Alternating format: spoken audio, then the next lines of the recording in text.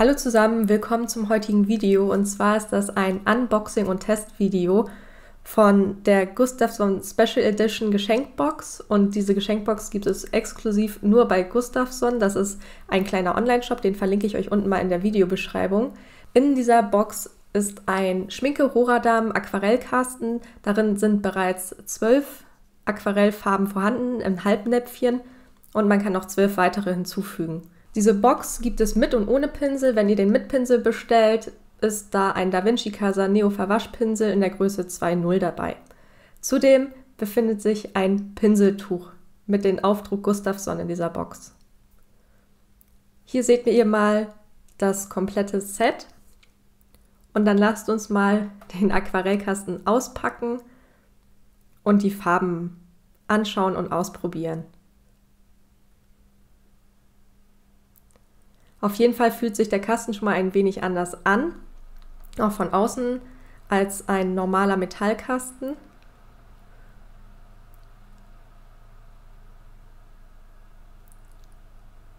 Und diese Oberflächen zum Mischen fühlen sich auch anders an. Das liegt nämlich daran, dass es kein Metall ist, sondern aus Emaille. Und da bin ich schon sehr gespannt drauf, wie sich darauf mischen lässt. Außerdem ist eine Farbkarte dabei, wo ihr eure Farben raufmalen könnt und die dazugehörigen Nummern aufschreiben könnt. Was mir auf jeden Fall sehr positiv aufgefallen ist, dass man in der Mitte noch viel Platz hat, um zum Beispiel Bleistift oder Liner unterzubringen und einen Pinsel. Also wer gerne einiges mit an Bord hat, dafür ist dieser Kasten auf jeden Fall sehr gut geeignet. Die Farben werden mit solchen Schienen befestigt. Das habe ich früher persönlich auch bisher bei keinem anderen Farbkasten so gehabt. Und dann, wenn man die Schiene entfernt hat, kann man die Farben ganz einfach herausnehmen. Darin enthalten ist der Quinacridone Goldton, das Cadmium Gelb Mittel, Cadmium Orange Dunkel, Cadmium Rot Hell, Krabrot Tief, Ultramarin Feinst, Olivgrün gelblich, Lichter Ocker, Sienna gebrannt, und hier an der Seite könnt ihr auch nochmal schauen, wie die Nummern sind, die Lichtechtheit und ob das zum Beispiel eine deckende Farbe ist. Dann Van Dyck Braun, ich hoffe, ich habe es richtig ausgesprochen. Und auf den Näpfchen draußen findet ihr übrigens auch nochmal die Nummern drauf. Wenn ihr die Zettel schon weggeschmissen könnt, könnt ihr so nachschauen, was das nochmal für eine Nummer war. Neutraltinte ist noch enthalten und Perry Lane Grün. Hier seht ihr auch nochmal, dass das zum Beispiel eine deckende Farbe war. Nun lassen sich die Näpfchen ganz einfach wieder mit dieser Schiene fixieren und bewegen sich dann auch nicht mehr. Cool ist auch, dass die verschiedenen Näpfchen dazwischen so eine Abtrennung haben, wodurch sie auch nicht rutschen können und die einzelnen Farben nicht so leicht ineinander laufen können, wenn man mit einem Pinsel in die andere Farbe geht. Nun fülle ich die Farbkarte aus. Dazu mache ich mir mit einem wasserfesten schwarzen Liner noch so einen schwarzen Strich über alle Kästchen rüber. Damit kann man nämlich einfach schauen, welche Farben deckend sind. Das werden in diesem Fall auf jeden Fall auch die Cadmiumfarben sein und welche transparent sind. Und so kann man das auch einfach für sich nochmal testen. Nun mache ich auf jedes Näpfchen schon mal ein wenig Wasser, damit sich die Pigmente anlösen können. Und dann starte ich auch mit dem ersten Swatch. Und zwar handhabe ich das bei diesen Swatches immer so, dass ich oben die Farbe in recht hoher Konzentration aufbringe. Heißt, sehr viel Pigment, wenig Wasser, und danach den Pinsel ausspüle und mit klarem Wasser das nach unten einfach verteile. Hier seht ihr zum Beispiel schon mal ganz schön, dass es bei den Cadmiumfarben, also Gelb, Orange und Rot, die Farben schon ein wenig deckender wirken, weil sie eben diesen schwarzen Strich ein wenig überdecken. Ebenso auch beim Lichter Ocker, da überdeckt die Farbe den schwarzen Liner auch ein wenig. Kommen wir nun zur Farbauswahl. Die finde ich auf jeden Fall schon mal für den Anfang richtig gut gelungen. Und wenn man jetzt Lieblingsfarben hat oder Farben, ohne die man einfach nicht leben kann, kann man den Set ja einfach im unteren Bereich dementsprechend erweitern. Besonders schön finde ich, dass da auch mal andere Farben mit enthalten sind in diesem Set, wie den Quinacridone Goldton, Neutraltinte und Perry Lane Grün. Zudem lässt es sich ja, wie gesagt, im unteren Teil erweitern mit den Farben, die man möchte. Der Preis für dieses Set liegt momentan mit Pinsel bei ungefähr 150 € und ohne Pinsel bei 136 €. Auf jeden Fall wird bei mir ein kleines Näpfchen mit weißer Gouache reinkommen, weil, wenn ich alles zusammenpacke für draußen, passt der weiße Acrylmarker dann nicht mehr mit rein. Zudem werden bei mir auf jeden Fall Preußisch Grün, das ist eine Art Türkis, Perylane Violett, Paints Grau bläulich und wie gesagt ein Näpfchen weiße Gouache mit einziehen. Schreibt doch gerne mal in die Kommentare, welche Farben bei euch in keinem Kasten fehlen dürfen. Nun werde ich die Farben mal austesten. Dafür verwende ich mein kleines Skizzenbuch, das von der lieben Denise selbst gebunden ist, aus Arches Cold Pressed Papier. Ihren Etsy-Shop werde ich mal unten in der Videobeschreibung verlinken. Ich habe mir gedacht, was passt denn zur jetzigen Jahreszeit? Ich male einfach mal Pinguine in so einer Schneelandschaft und probiere damit jetzt die Farben aus. Als Motiv habe ich mir, wie gesagt, überlegt, einen Kaiserpinguin zu malen mit seinen Jungen und so eine Schneelandschaft mit so einer Eisskulptur oder Berg, der in der Mitte ein Loch hat und wo die Sonne so durchscheint. Nun bereite ich mir meine Farben vor. Und zwar besprühe ich die erstmal mit Wasser, sodass die Farben bzw. Pigmente sich schon mal anlösen können. Ein wenig schade tatsächlich finde ich, dass das Mischen auf dieser Emaille-Palette nicht so funktioniert wie zum Beispiel auf einer Keramikpalette, sondern es zieht sich wie bei einer Metallpalette auch erstmal zusammen. Ich hoffe, dass es sich mit mehreren Mischvorgängen ein wenig legt und dass es dann bald so aussieht wie auf einer Keramikpalette. Das ist bisher aber so der einzige, ich will jetzt auch nicht sagen Kritikpunkt, aber das, was mich persönlich minimal stört, also das ist Jammern auf hohem Niveau.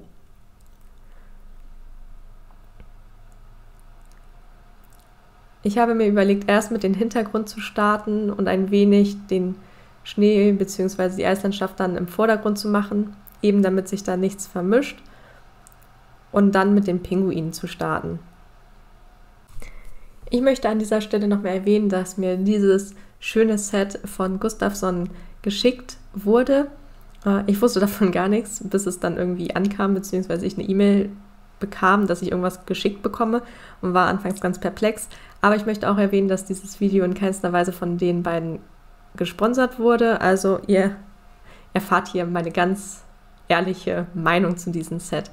Aber ich möchte mich auch in diesem Sinne nochmal bedanken für dieses tolle Geschenk, was ihr mir gemacht habt.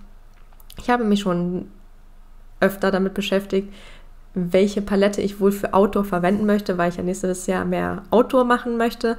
Das hatte ich ja auch schon mal mehrfach gesagt.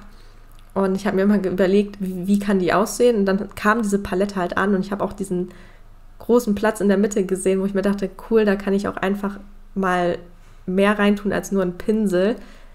Passt also richtig gut, denn mittlerweile packe ich da 3 Pinsel, einen wasserfesten Feinliner und einen Bleistift rein und bin damit für draußen einfach super gut ausgerüstet. Wie gesagt, in diesem Sinne aber nochmal vielen, vielen Dank euch beiden. Ich bin ehrlich gesagt auch immer noch sprachlos darüber so ein bisschen. Also schaut gerne auf deren Shop vorbei und übrigens haben die da auch diese schönen Skizzenbücher von Etcher, welche ich jetzt hoffentlich auch bald anfangen werde. Also wie gesagt, den Shop werde ich unten verlinken, ebenso wie die Instagram-Seite, als auch deren YouTube-Channel.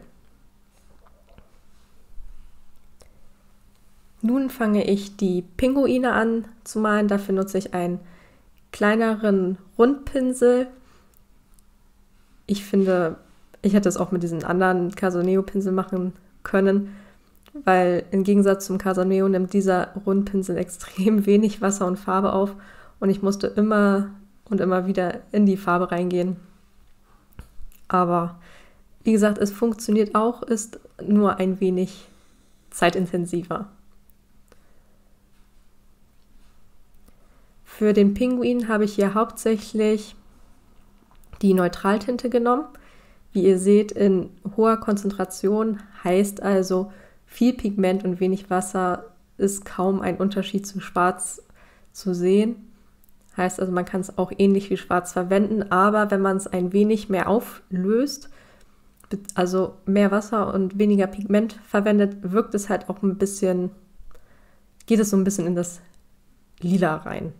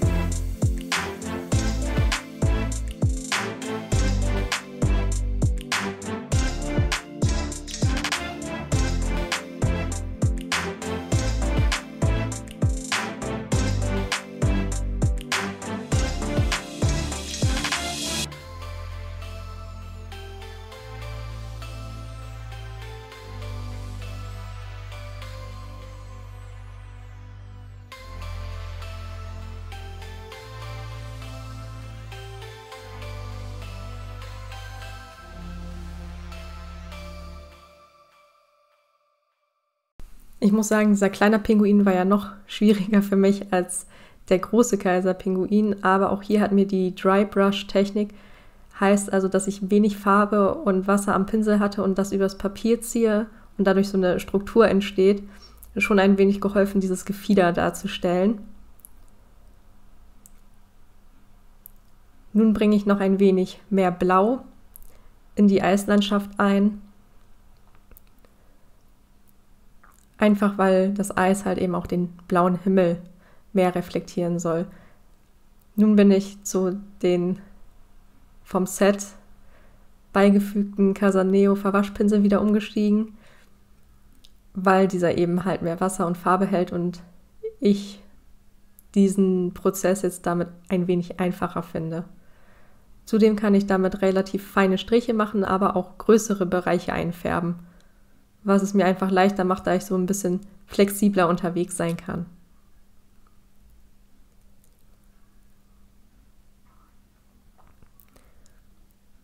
Also auch übrigens, wenn ihr das Set nicht kauft, also diesen Pinsel kann ich auch wirklich wärmstens empfehlen. Ich bin ja auch so ein kleiner Pinsel-Messi, könnte man fast schon sagen, Pinsel- und Farben-Messi, aber der ist halt wirklich auch sehr cool, besonders halt für dieses kleine Format hat mir das richtig gut gefallen. Und wie gesagt, das kann ich echt wärmstens empfehlen.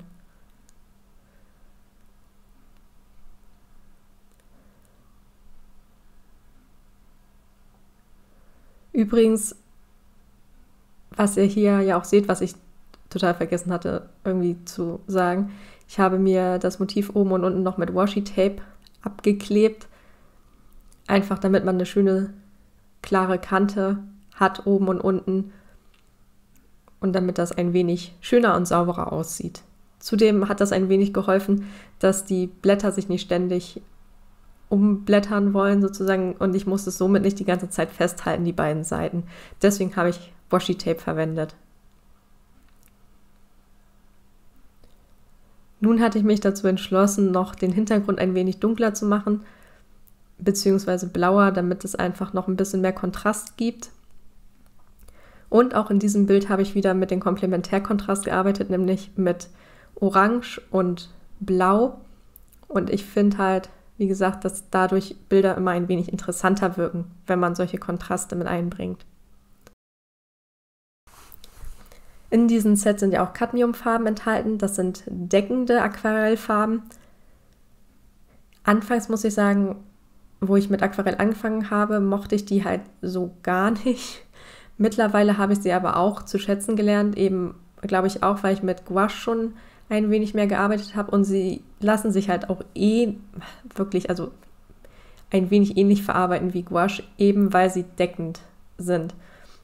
Und das kann natürlich auch seine Vorteile haben, indem man da manches halt überdecken kann.